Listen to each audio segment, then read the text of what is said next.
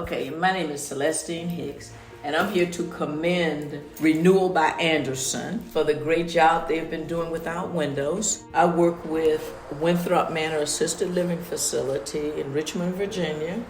Our primary goal was to provide housing for the lower income population. We wanted a lot of light, a lot of brightness. The windows was our way of getting that light into the building.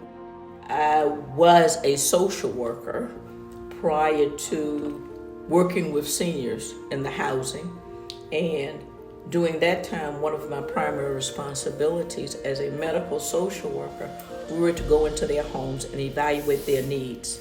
And we were supposed to address whatever issues they had that affected them not being able to benefit from the medical care.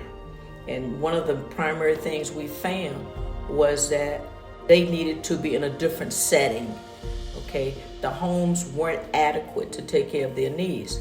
So we had to place them in what was called at that time home for adults. While that was a good placement for them, they were usually kind of dark, the colors were dark, and it made the people feel kind of sad because they were away from their home, but yet they were in a different setting, and the setting wasn't any better in a lot of cases than where they were before.